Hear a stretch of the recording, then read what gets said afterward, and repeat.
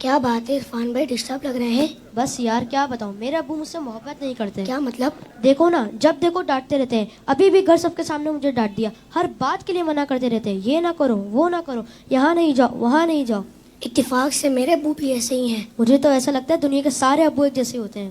صحیح کہہ رہے ہیں آپ، نہ کہیں گھومنے لے کر جاتے ہیں اور نہ ہی کوئی میری فرمائش پوری کرتے ہیں۔ صرف سنڈے کے سنڈے دیکھنے کو ملتے ہیں، ورنہ صبح جاتے ہیں اور رات کو ہمارے سونے کے بعد آتے ہیں۔ دوسرے بچوں کے پاپا انہیں مہنگے مہنگے کھلونے اور چیزیں دلاتے ہیں، میرے ابو تو بس مجھے امید ہی دیتے رہتے ہیں۔ جی ہاں، آپ نے بالکل صحیح کہا، دنیا کے سارے ابو ایک جیسے ہی ہوتے ہیں۔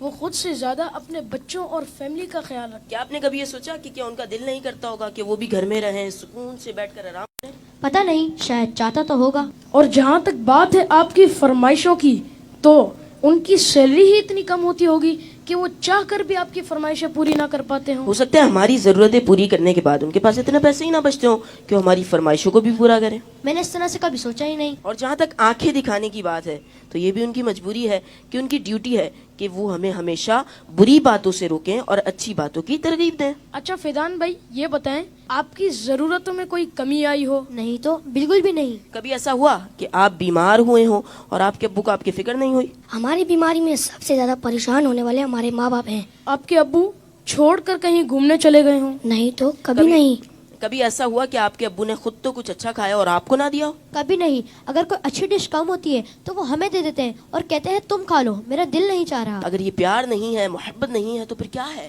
ماں اور باپ دونوں ہی محبت کرتے ہیں، لیکن ماں کی محبت نظر آ جاتی ہے اور باپ کی محبت کو محسوس کرنا پڑتا ہے۔ میں کتنا غلط سوچ رہا تھا اپنے ابو کے بارے میں۔ لو یو ابو۔ Love you very much. باپ باپ ہی ہوتا ہے، باپ ایک سایہ دار درخت ہوتا ہے۔ آج ان بچوں کی باتوں نے مجھے اپنے والد بھی یاد دلا دی ہے۔ واقعی اچھے کھانے انہوں نے ہمیں ہی کھلائے، اچھی چیزیں انہوں نے ہمیں ہی عطا کی۔ اور وہ بچے جن کے والدین ان کی فرمائشیں پوری نہیں کرتے نا، انہیں یہ سوچنا چاہیے۔ صرف میں بچوں سے بات نہیں کروں گا، گھر کے اور بھی افراد ہیں، زوجہ بھی ہے، بیٹی بھی ہے۔ وہ کہتی ابو آپ ہمارے لیے کچھ لاتے نہیں ہیں، بیوی کہتی شوہر سے آپ کچھ لاتے نہیں۔ اس بیچارے سے تو پوچھو اس کی مجبوری کیا ہے۔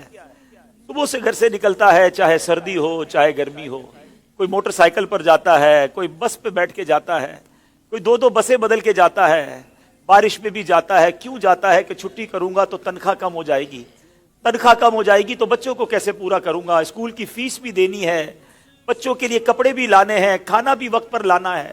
ہر چیز ہمیں تیار ملتی ہے۔ اس کی سورس کون ہے؟ وہ سورس ہمارے والد ہیں۔ اور بہت پیاری بات اس بچے نے کہی کہ ماں کا پیار تو نظر آتا ہے، والد کا پیار محسوس کرنا پڑتا ہے۔ پوچھو ان سے جن کا باپ چلا گیا۔ والد ایک سایہ دار درخت ہے۔ کبھی درخت کو دیکھا آپ نے؟ اس کے اوپر کے پتے گرم ہوتے ہیں، وہ ساری دھوپ اپنے اوپر سہ لیتا ہے اور اس کے نیچے اپنے بچوں کو چھاؤں دیتا ہے۔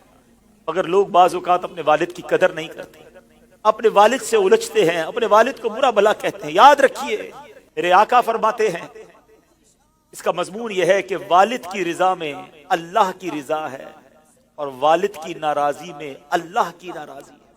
کبھی اپنے باپ کو ناراض مت کرنا۔ اگر وہ بوڑھے ہو گئے ہیں تو اب تمہاری باری آئی ہے، ان کی خدمت کرو، انہیں یہ احساس دلاؤ کہ اب میری باری ہے آپ کی خدمت کرنے کی۔ ہم اپنی ماں کو تو کہہ بیٹھتے کہ ماں میں تم سے بہت پیار کرتا ہوں۔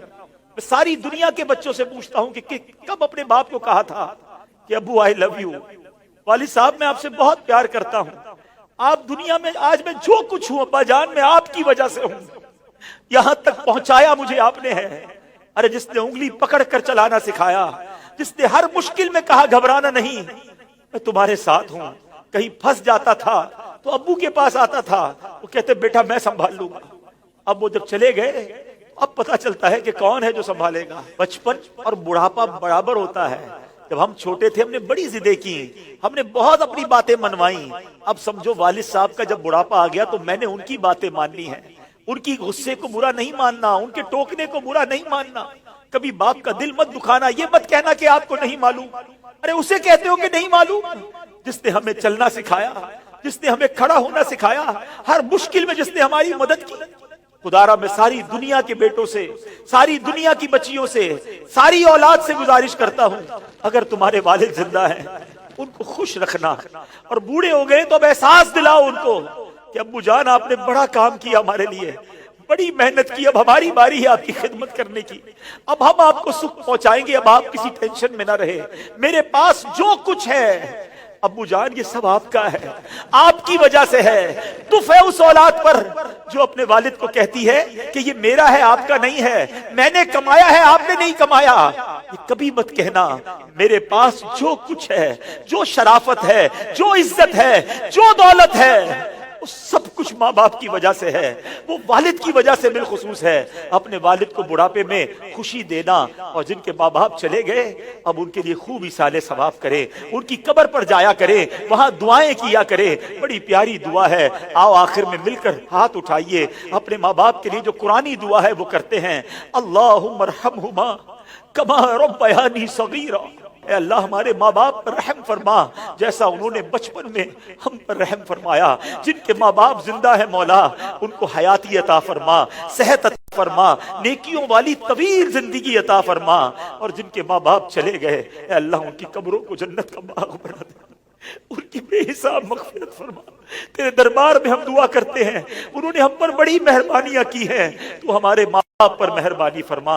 आमीन बिजाहिद नबील अमीन सल्लल्लाहु तआला अलैहि वसल्लम। मैं इन बच्चों का शुक्रिया अदा करता हूँ। उम्मीद है कि आज आपके इस सेगमेंट की वजह से कई बेटे अपने माँ बाप बिलखुसूस वालिद के करीब हो जाएंगे। अगर किसी ने बाप का दिल दुखाया है आज ही जाके माफी मांग लो, उनके पैर पकड़ लो, क्योंकि वालिद राजी तो रब राजी, वालिद नाराज तो रब नाराज। जन्नत में मुस्तफा के सहाबा जहां रहे,